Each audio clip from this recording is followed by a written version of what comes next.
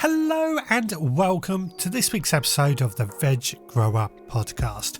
My name's Richard and I want to encourage and inspire you to grow more of your own food in whatever space you have available. And I do this by sharing exactly what's been going on in my own allotment, my own kitchen garden here in Littlehampton on the south coast of the United Kingdom. I've been growing my own for over 30 years now, but I still learn something new every single day. Now, coming up this week, I will be reviewing our book of the month that I have been reading throughout April. Down on the allotment, we're tackling 101 jobs, it feels like, and it's getting a bit overwhelming. But we start this week off out in the shed where we're going to share our seed of the month. So, come join me out in the potting shed. Well, we start this week off in the potting shed because it is time to sow our seed of the month. I have to admit, I'm probably a week later for this seed of the month, but we're here nonetheless. And this month, I've chosen that we're going to be sowing our winter cabbage.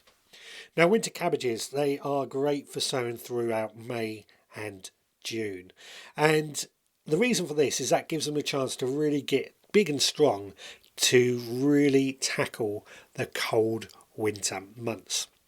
Now, here we are in May, and you're probably thinking to yourself, it really doesn't feel like we need to worry about winter at the moment. But actually, gardening, and particularly vegetable gardening, it's all about thinking ahead, preparing for those months, particularly during the winter months when there's very little other produce like we can select from our garden or from our allotment. For me, winter cabbages, they stand strong, crisp, compact, ready to harvest, and I think they taste delicious. One of the highlights, I've got to say as well, is to be able to harvest perfectly good, fresh cabbage on Christmas Day to have on our Christmas dinner. You know, this is where grow your own really comes into its own. Now, there's quite a few varieties that are well worth trying, and I've added links to these in the blog post from our chosen seed supplier, which is Premier Seeds Direct. Please do go check them out. Click on the links that you find in the blog post, and if you do buy any, I could earn a bit of commission as well. So it does help keep this podcast running like everything else. Now, when I sow cabbages, what I do is I fill up my root trainers with a good quality seed compost and dip a hole about 1 centimetre deep and drop in a single seed in each root trainer. You could just use seed trays or modules or anything else like that. Just make sure the seeds are about 1 centimetre deep, but more importantly, we use a good quality seed compost. After we have sown them, I will keep them in my shed. They don't need heat at this time of year to really germinate. They're better off somewhere cool and bright, so that I'm going to keep them in my shed in my autopot trays, and that should encourage these plants to grow sturdy and strong, which is really what we want. Sturdy and stocky, not tall and leggy.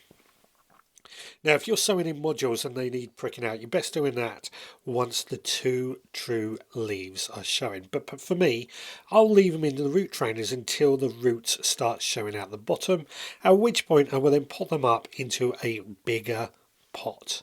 This just helps develop some really good strong root systems, and that does make a big difference when we plant them out in the garden. Now, in the meantime, we're going to have to prepare the bed where these are to grow. Now, for me, again, our beds are looking rather full at the moment, so we've got to think, where are they going to go? And this is again where thinking ahead plays a part. So I'm going to be planting most of mine in the bed where my first early potatoes have been growing. So we'll probably harvest all the potatoes in June. And once we harvested all the potatoes, we'll remove any weeds, stones, etc. Firm down the soil just by walking on it. And then that bed will be ready for our cabbages. This is just my system. You could do it in any bed that you so choose. But for me, I like to do it in my first early potatoes. Just because, well, it means that that bed doesn't get wasted. Now, when I plant them out, what I like to do is just dip a hole in the ground, same size as a root ball, Give them about 40 to 50 centimetres of space between each plant. Spread in some lime.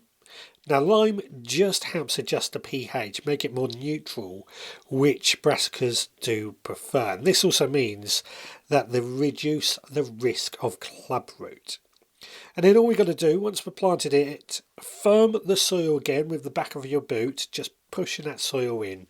Brassicas really like a firm soil, so it is very important that we firm it in. This just stops windrock, and it stops like the brassicas from splitting basically. And then give it a good water, and then we've got to try and keep the pigeons off, because pigeons absolutely love young brassicas and they will strip them to the stalk if they get a chance. Now, as you know, I don't like using nets, but when they're young, nets might be the only choice. Other distractions that we can use include the windmills I spoke about a couple of weeks ago, or bunting flags, just to keep the pigeons from eating our brassicas. Anyway, once they're established, they are pretty low maintenance. Give them a bit of light feed in midsummer with an organic fertiliser, just to keep them growing steadily, but also just remove any weeds from around the base and just encourage those strong roots. But mostly they're just left to get on with it. When the frost arrives, which for me is until December, we will actually find that the flavour improves and these heads tighten up really, really lovely. And then I just simply cut the cabbage off at the base. This just leaves a stump in the ground, and there is a reason for that, because if you cut that stump into four across the head, you can actually end up with mini cabbages as well. So you actually get two harvests from one, which again fills a void of something that I really like to do. Now, of course, in the kitchen, winter cabbage is incredibly versatile. Great shredded into things like coleslaws, added to soups and stews, or just simply boiled cabbage or any sort of cabbage dish. I've already mentioned Christmas, which I know that feels really, really wrong to mention that word, but you know, if you sow them now, you can end up with lovely cabbages for Christmas. Other things you can do is, of course, fermentation, making things like sauerkraut, which is absolutely delicious as well. So lots of options. And yeah, please do go give it a try and let me know how you get on with it. Now, in other news, what's been going on here in the kitchen garden? Well, there's lots of plants that have been planted. We're continually planting out plants and making sure that everything is growing. However, the big problem has really been slugs and snails. They've been eating a lot of my plants, particularly my squash plants, which is a bit of a problem because we had lots of good squash plants, but we seem to have lost a few. So luckily, particularly my courgettes, we can still sow, well, there's still time to sow plenty of courgettes should we need to. But also, I popped into a garden centre and actually I bought a couple of courgettes that I just fancied. Just thought I'd give it a try while I was there. Different varieties than what I've ever had before. And I don't think there's any shame in buying plants from a garden centre if we're going to use it in the vegetable garden either. It is more expensive than using seed, but ultimately the ultimate aim is that we are growing our own food. It's the same with our sweet corn as well. That's getting decimated by slugs and snails too. Luckily again, there's still plenty of time to keep sowing those plants. So yeah, plenty of options available for us, but slugs and snails are the big problem. Now, to combat slugs and snails, I do like to go out every night and just pick any slugs and snails that I do see, which then get fed to our chickens. And they absolutely love eating them. So nothing gets wasted in our household, including the slugs and snails. I also got an upturned clay pot, and what I find is that gets full of all the slugs and snails that have came out during the night when it's cooler, and then when it warms up they hide in this clay pot, which makes them easier to remove. You could use grapefruit and things like that as well, but clay pot for me is a really good way of capturing slugs and snails. Now we've still got lots of our brassicas, purple sprouting broccoli and kale in flower, and those plants are really getting huge, and I'm looking at them thinking I could do with some of that space, and it's making me really think whether seed saving in the size of our garden is worthwhile. But it's something I really want to do. I really want to be able to save a lot of our own seeds, so I'm going to stick with it. It just means that once those spaces come available, we've got to fill them up with any other plants, young seedlings particularly, that we might have.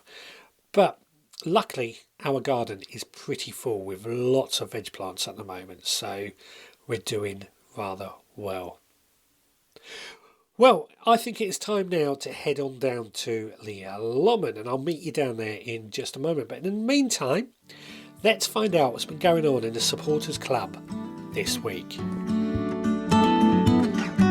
Well, I think it's that point of the podcast where you know what I'm going to ask. If you could be good enough to rate and review on your podcast provider. It only takes you a few seconds, but it really means the world to us. It really helps us out. It helps other people find us who might also be interested in getting a bit of inspiration on how to grow their own food. Added to that, if you are enjoying this podcast and you want to help support the work that we do, then please consider becoming a member of the Veg Grower Podcast Supporters Club. For just £5 a month, you get access to extra behind the scenes podcasts that give you more of an idea what's going on here at the Veg Grower Podcast HQ. Also, once a month through the letterbox, you will get our monthly seed pack, and that seed pack contains a collection of seeds that I have carefully chosen to be sown in that very month. There's usually around 6 packets of seeds, so there's plenty to keep you busy. Along with the seeds, you also get a copy of our mini newspaper, which gives you instructions on how to sow those seeds, but it also gives you the option of taking notes and a list of tasks that you can do or seeds that you can sow as part of that pack. And all that is just £5 a month. Now, as an example, we have been sowing this week cucumbers from this very pack. Cucumbers, of course, a family favourite, a delicious summer crop that I think everybody grows. We've included those seeds in May's pack. If that sounds like something you would be interested in, then please head to the veggrowerpodcast.co.uk. We would absolutely love to have you there. Right, let's get back to the gardening. Well, I'm down on the allotment now, and I don't know about you, but May, we're a third of the way through, and it just feels incredibly busy. It has been absolutely manic this year. It just feels like everything was slow and then it's just hit us at once. Now, I don't mind admitting I've been feeling a little bit overwhelmed with this, and that's not a good feeling. I don't know why. I think it's a combination of just feeling like I'm behind when I'm actually ahead, but also the feeling that our allotment inspections start, and that means people are going to be going around making sure that the allotment is being tended to and looking good, and all the space is being used. So little things like that go on, plus the fact it has been so dry. Now, because of this, what I like to do, and I do this every week pretty much, but on a Thursday evening, I'll just sit down in my office and I would just write a list of tasks that I want to do that weekend. Now, I save my bigger tasks for the weekend. I do try and visit the allotment during the week on the way home from work, but they are just 20-minute visits just to do a bit of weeding and watering, the whole little and often effect.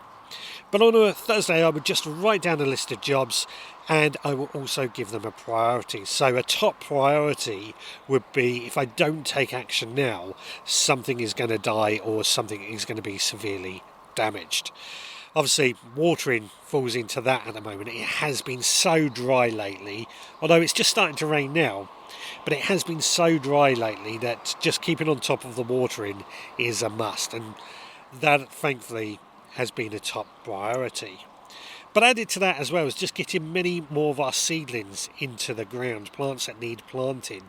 And this is an ongoing task as always, but we've been planting out a lot of our plants early this year and it's paid off. They seem to be lasting.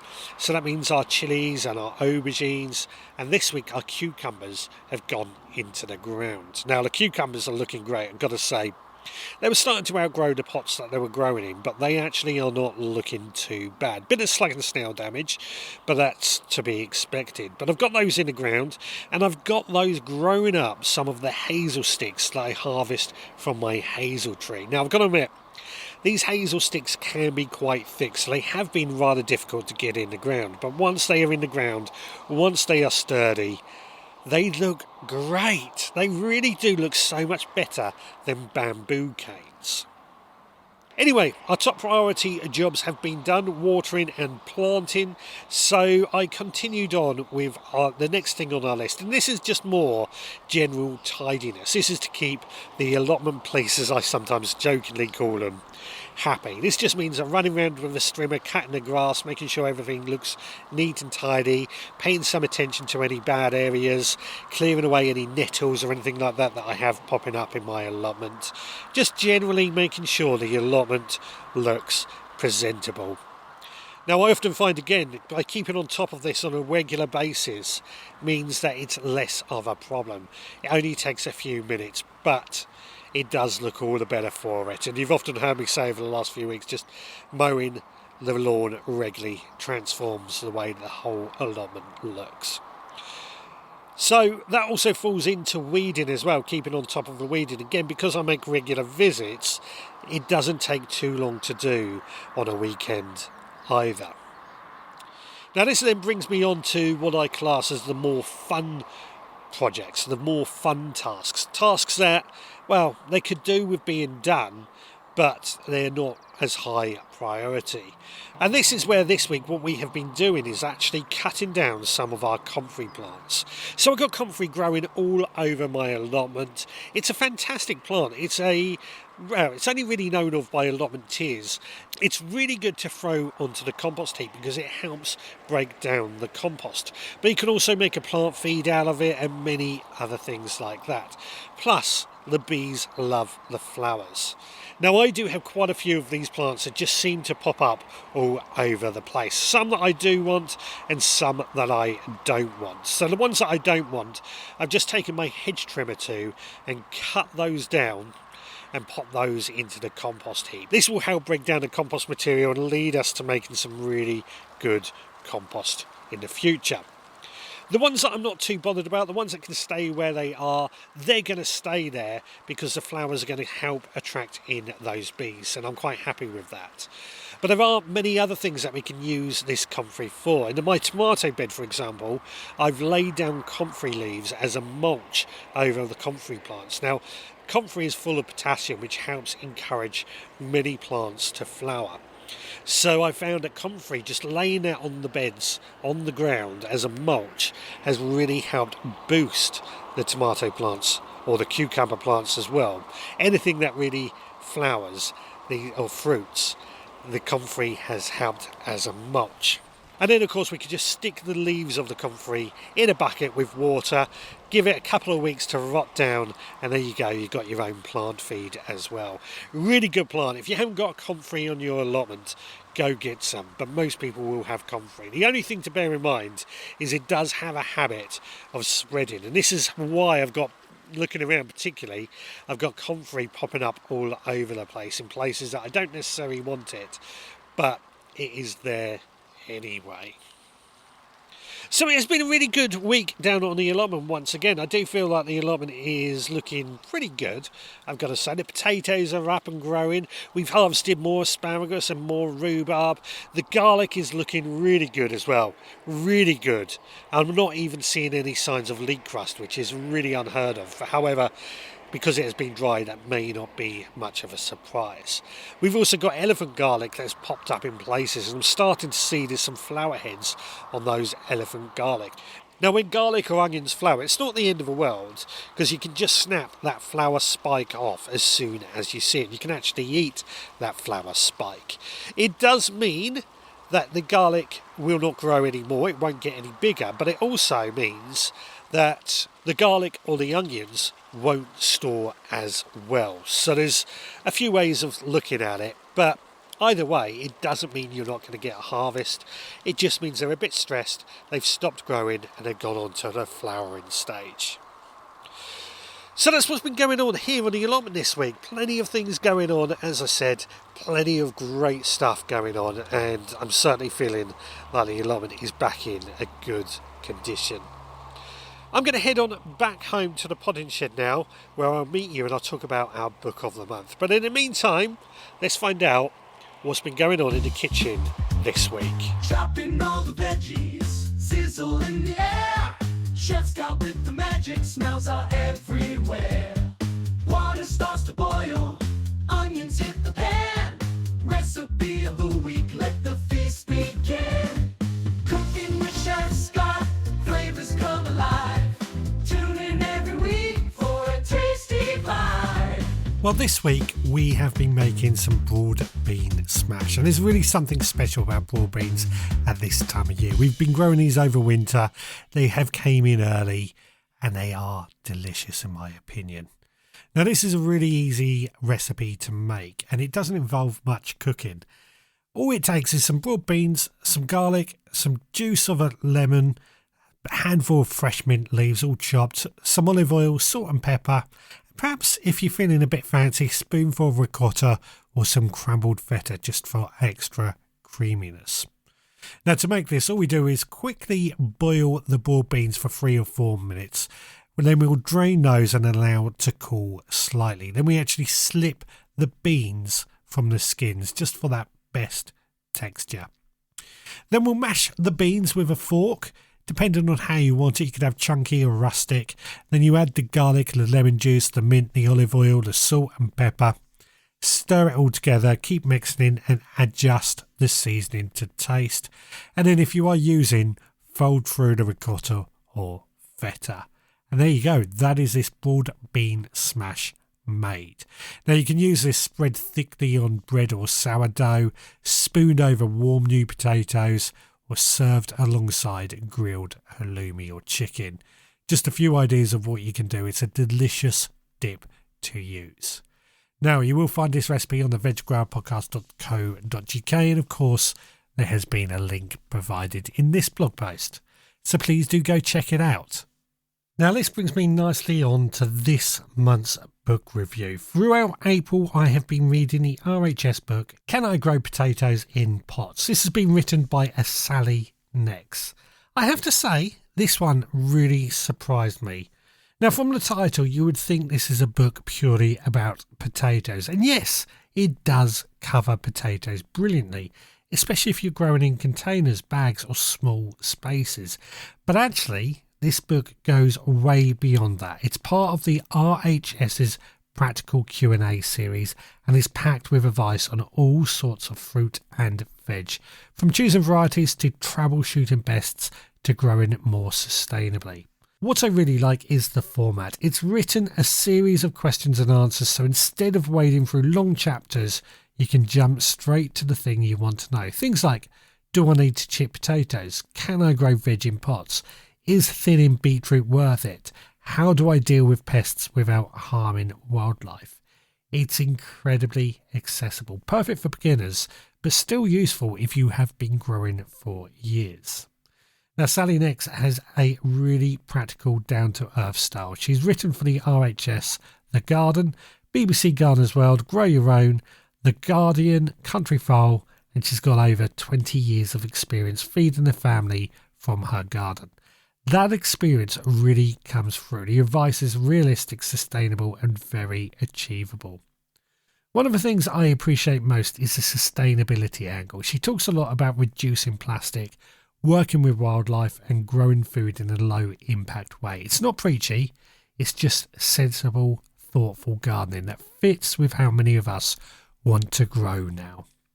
And yes, if you are growing potatoes in pots, she covers everything you need, choosing varieties, watering, feeding, earthing up, harvesting and storing. But the book also branches out into other crops, including some unusual ones like olive, which I wasn't expecting. If I had to sum it up, I'd say this: it's a small book, but it's packed with genuine useful information. It's the sort of thing you can keep on your shelf and dip into whenever you hit a snag or want to try something new. In my opinion, if you're looking to grow more food, whether you've got an allotment, a garden or just a balcony, I think this is a really solid practical guide. And of course, I'll pop a link in the blog post if you want to check that out for yourself.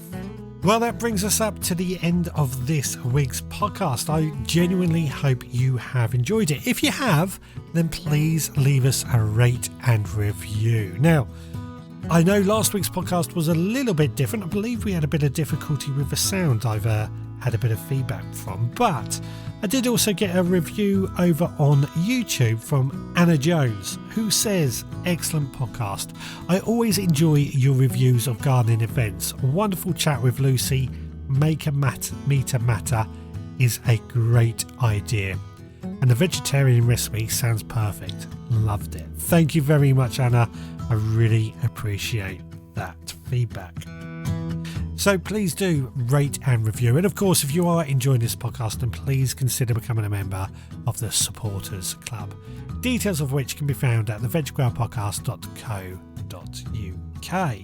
Now that website is of course our own website. You can of course also leave a comment on the bottom of a blog post, or you can leave us a voicemail using our voicemail service. Just simply head to the website, click the link, and it will record straight from your phone. Doesn't cost you anything other than your normal data charges.